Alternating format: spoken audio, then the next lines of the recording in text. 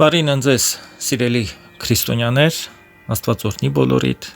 մեր Սուրբ Տիրամոր եւ բոլոր սրբերի ու սրբուհիների բարեխոսությունը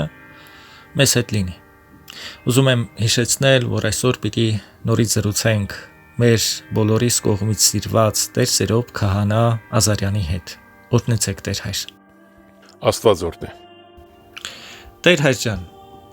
ես Սուրբ Գիրքը ընթերցելիս աշխատում եմ համեմատել թարգմանությունները, այսինքն համեմատում եմ ռուսական թարգմանության հետ, համեմատում եմ հունականի հետ եւ որքան որ հնարավոր է, որպեսզի հասկանամ ընդհանրապես բառի իմաստը, ինչու է հենց այս բառը օգտագործվել։ Եվ ճիշտն ասած նկատեցի, որ մեր եւ ռուսական թարգմանության մեջ մի տարբերություն կա, բայց այդ տարբերության մեջ ես անհամաձայնություն չտեսա, այլ ընդհակառակը։ Հիմա ընթերցեմ եւ ասեմ, թե ինչ է գրված եւ ինչ եմ մտածում ես սրա մասին։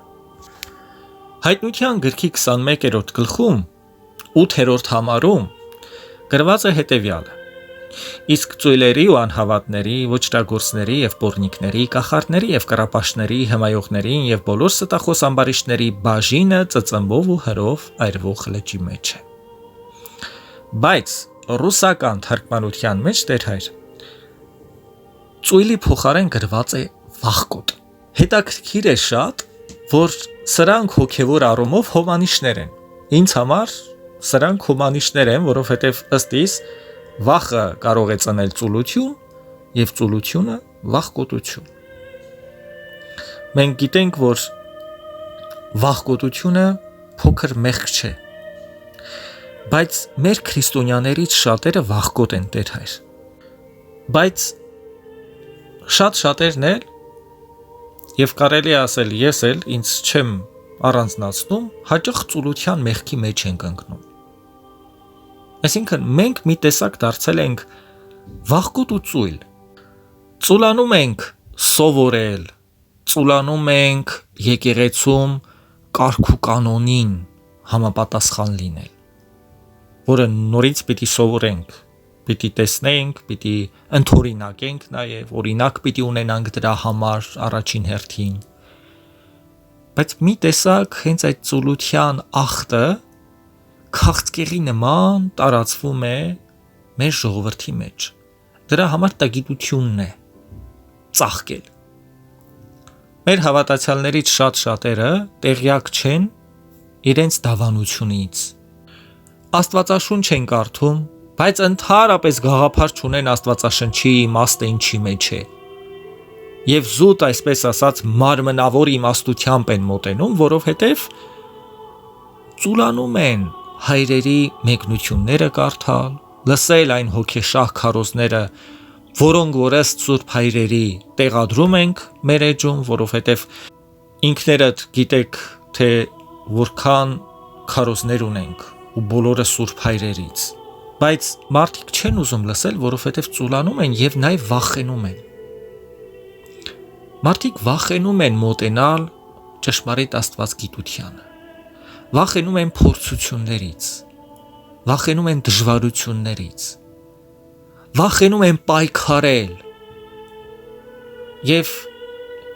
ես մտածում եմ, որ սա հենց այն ոգու բացակայությունն է, որը պիտի լիներ եկեղեցում եւ չկա, որը եղել է, բայց մենք վատնել ենք կարծես թե, Աստծո տվածը վատնել ենք։ Այսօր շատերի կողմից Սուրբ Գրիգոր Տաթևացին ինչ որ հնացած մեկն է համարվում, ցավոք սրտի անգամ հոգևորականներ կան, ովքեր այդպես են խոսում, որ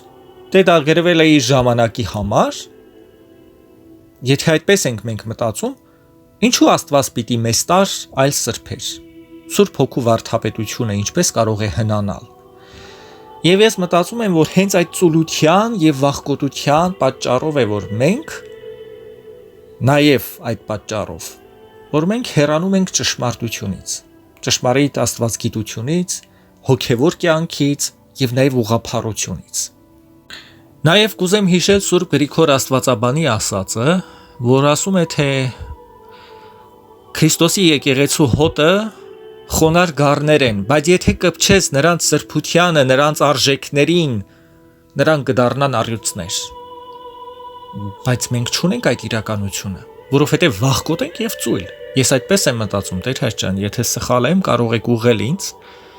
բայց ես մտածում եմ, որ իսկապես ծուլությունն ու վախկոտությունը սերմանվել է մեր մեջ։ Եվ մանավանդ այս պատերազմից հետո, երբ որ պատերազմը եղավ, այսպես ժողովրդին ինչ որ վախի մեջ են պահում անընդհատ։ Եվ այդ վախը նաև ծուլություն է ծնել, որ այլևս մարդիկ չեն ուզում շարժվել։ Հոգևոր ժանգոտության մեջ են մի տեսակ։ Եվ շատ շատերը արդեն չեն էլ ուզում փորձել, որ վեր կենան իրենց ընկած տեղից, իրենց այդ ժանգոտությունից մաքրվեն, չեն ուզում պայքարեն, չեն ուզում սովորեն, չեն ուզում ընդհանրապես եկեղեցու կարգ ու կանոնի մասին անգամ լսել։ Տարբեր տեղեր եղա, Հայաստանում եղած ժամանակ պատարակներին մասնակցեցի, բայց գրեթե բոլոր տեղերում որտեղ եղա նույն պատկերն է Տեր Հայր ջան։ Առանց գլխաշոր, քիփ ջինսերով, լասինաներով, թափանցիկ հագուստներով կանայք, ովքեր խոսում են, փաթաթվում են, համբուրվում են իրար հետ, զրուցում են, եւ համարյա նույն վիճակն էլ տղամարդկանց մոտ է։ Այսինքն մի տեսակ ինչ որ խորը խավարի մեջ կարծես նստած լինենք, եւ երբ լույսը փորձում են մեզ վրա սփռել, որպեսզի լուսավորվի մեր խավարը, մենք վախենում ենք այդ լույսից։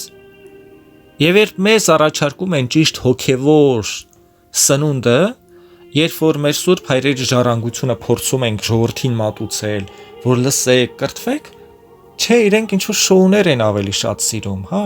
ժպտալով ինչ որ մեկը խոսի, գլուխ շոյի,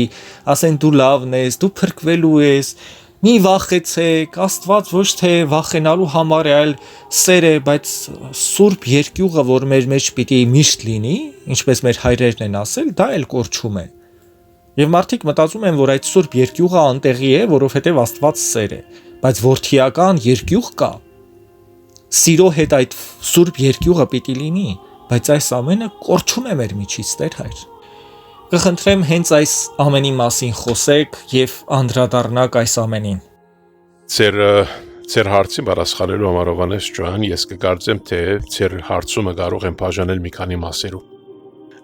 որովհետև ես ձեր հարցումի մեջ միայն մեկ հարցում չեմ տեսնել, այլ մի քանի հարցումներ։ Ուրեմն բաժնելով դա մի քանի մասերով առաջին հարցումը կարող եմ նկատի առնել որպես հայտնության կերկի կատարած էր ակնարկը, որ 21-րդ գլխում մեջ է եւ հիշադակեցիկ համարը։ Այդ համարին երբ որ գնայինք, տեսնենք թե հունարեն բնակիրը դիզդեդիլիս, հունարեն բառը, որ այդտեղ գրված է, կնշանակե վախկոտներ եւ ոչ թե ձույլեր։ Եթե նկատի առնենք բոլոր աստվածաշունչները, մեջ կտեսնենք, որ ճշգրիտ բառը, որ այնտեղ գրված է, վախկոտներ բառն է եւ ոչ թե ձույլեր։ Բայց ինչու այդպես առնված է ձույլեր, որովհետեւ հայերեն այս բնակիրը, որ դուք կգարտաք ձեր աստվածաշունչի մեջ, գրապարի մեջ տրված է ձույլեր եւ երևաբար անցած է աշխարհապար աստվածաշունչի հայերենի մեջ։ Բայց ասեմ, որ նոր թարգմանությունների մեջ հայերեն գա վախկոտներ բառը։ Ամենայնտեղս նկատի առնելով բառը, պիտի տեսնենք, որ վախկոտ բառը եկեղեցական իմաստով մահացու մեղք է։ Ինչպես քրիստոնյան ոչ թե անուն է, քրիստոնյա լինելը կամ քրիստոնյա դառնալը ոչ թե բարձ անուն մնե որ կգրենք, այլ ճշմարիտ քրիստոնյան այն անձն է, որ ճշմարտապես սրտամոդիկ, ամբողջ մտքով եւ հոգեվին կհետևի Քրիստոսի։ Եվ այսօր համար գրված է, որ հրավիրյալները շատ են, բայց ընտրյալները շատ քիչ։ Որ բոլորս հրավիրված ենք, բայց ընտրյալները քիչ են, այնպես եք, որ ընտրյալներու մեջ լինեք։ Քանի մարդիկ քրիստոնեության հրավիրված են, բոլոր մարդիկ քրիստոնեական կյանք չեն ապրիր։ Ամեն մարդ քրիստոնեության ոգին չունի, ամեն մարդ քրիստոնեական կյանք չունի։ Ինչպես դուք հիշադակեցիք ձեր հարցման մեջ երևյալ խոսքերով, որ ոգու բացակայություն է, որ եկեղեցում է, որ չկա, որ եղել է եկեղեցում, Այո, եւ ես կարող եմ ավելացնել հետեւյալը. ոչ թե միայն ոգու բացակայությունն է, այլ որովհետեւ տասնիրագության բացակայությունն է, որ բաժար է հանդիսացել, որ դեղի ունենա ոգու բացակայություն։ Օրինակ տամ ցես։ Գեղեցիկ օրինակներ։ Երբ գրթում ենք երեխան, փոքր տարիքի երեխան, տեսականորեն կարող է գրթվել փողոցի գրթությամբ կամ կարող է գրթվել եկեղեցական գրթությամբ։ Հիմա եթե այդ երեխան փողոցի գրթությունը ստանա, կարող ենք ասել, որ գունենա նույն դաստիարակությունը, նույն մտածելակերպը, նույն ծանրագշիր կյանքի հանդեպ ունեցած պատասխանատու անձը, նույն Քրիստոսի ճշմարիտ հետևորդ դառնալու, ճշմարիտ առաքյալ դառնալու, բնականաբար ոչ։ Փողոցի գրթությունը ստացած երեխան պիտի դառնա ընդհանրապես անբիդան մարդ, աղդոտ փերանով, աղդոտ նկարակրով եւ աղդոտ կյանքով։ Եկեղեցվում մեջ ծնած մեծացած երեխան տարբեր կլինի, որովհետեւ պիտի ստանա Քրիստոսի տված ուսումը, Սուրբ Հոգու տված բարգևները եւ զինք պիտի դարձնի Սուրբ Հոգու տաճարը, ինչպես անցած անգամ, երբ գիշադագեցի դրոշմի մասին։ Երկրորդ օրինակ մտամ, երբ երիտասարդները պատրաստված են այն տարիքին հասած են, որ բանակ պիտի մեկնեն։ Եվ հետո շաբաթերուն տածքին, երբ որ մարզումները լինում են, երբ որ երիտասարդը կամաց դարձվում է, ուժեղանում է, դեռ իսկապես երիտասարդին պատրաստում են, դարձնում են իսկական զինվոր, անվախ։ 4 շաբաթ կամ 5 շաբաթ կամ 6 ամիս, ինչքան է որ դվյալ երկրի դված զինվորական մարզումը, մարզված զինվորը։ Նույն զինվորն է, որ նորեր մտել բանակ։ Բնականաբար ոչ։ Հետևաբար Աստծո հետևելն է նույն դիսցիպլինա, նույն մարզումը, նույն դաստիարակությունը, նույն հոգևոր, մարմնավոր գրթությունը կբահանջի, ինչ որ զինվորը բանակում։ Այսինքն եկեղեցու մեջ մարդ չի կարող մտնել մի օրվա մեջ, կարծել, որ ինքը հանգարց ամեն բան գիտի, եւ ինչպես աղանդավոր եկեղեցիների մեջ կա, Աստվածաշունչը դնում են այսպես թևինդակը, սկսում են կարոզել ամենտեղ, կարծում են, որ իրենք հիմա ամենակետ դարձան։ Օրինակ տամ Հիսուսի աշակերտները։ Հիսուս երբ կանչեց իր աշակերտները իրեն հետևելու, աշակերտները բնականաբար վստահ են, որ բավականին այսպես իրենք դարբեր կսկային, որովհետև հետևում էին այս աստվածային վարդապետին, որ հրաշքներ էր գործում, եւ հպարտանում էին ուրիշների դիմաց չհավանաբար, որ մենք Հիսուսի աշակերտներն ենք։ Երբ դերին հասավ, վախով, Պարդեզի մեջ ամեն մարդ վախեցավ, փախավ, ինչպես գրված է։ Դակավին պատրաստված չէին, միջև որ Սուրբ Հոգին իշներով իրենց վրա իրենց դարձուց ճշմարտապես առաքյալ։ Ուրեմն սա է տարբերությունը, երբ մարդ կդառնա աշակերտից առաքյալ, նորագոչիկից զինվոր, դնից դեպի գրթված երեխա եւ ինչպես մեր բարակայում հիմա նորընձա քրիստոնյայից կամ նորամգրտյալ քրիստոնյայից գրտյալ եւ հզորացյալ քրիստոնյա։ Ուրեմն այս բոլորը ստանալու համար անշուշտ պետք են շատ բարակալեն, շատ պայմաններ։ Հարցման երկրորդ մասը ես տեսնում եմ, որում կարող եմ պատասխանել, հիշադակեցիք Սուրբ Հոգու վարդապետության մասին էր։ Երբ մարդիկ իրենց գիտության ավելորդություն են խոսին, իսկ Աստվածաշունչը շատ հստակորեն մեզ պատկանում է, երբ որ երկրորդ Կորինթացիներու մեջ 5-րդ գլխի մեջ կսե հավասիկ, ոչ թե մեկը երբ որ Քրիստոսի մեջ է հնացած է, այն թագարակը, եթե մեկը Քրիստոսի մեջ է, աննոր արարած է, որովհետև հինա անցավ, հիմա ամեն ինչ նոր եղավ, եւ ամեն ինչ Աստծո է, որ հաշտեցուց մեզ իրեն հետ, Քրիստոսի միջոցով, եւ դվավ մեզ հաշտության բաշտոնը։ Այստեղ երբ որ գսե հաշտության բաշտոնը, քահանայության մասին է,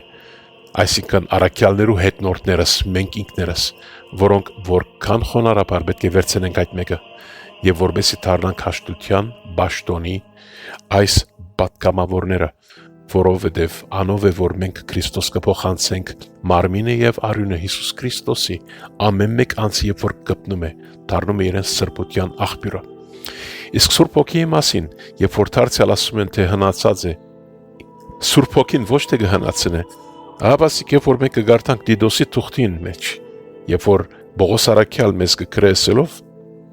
բայց երբ մեր բրգիչ Աստծո քաղցրությունն ու մարդասիրությունը հայտնվեցավ,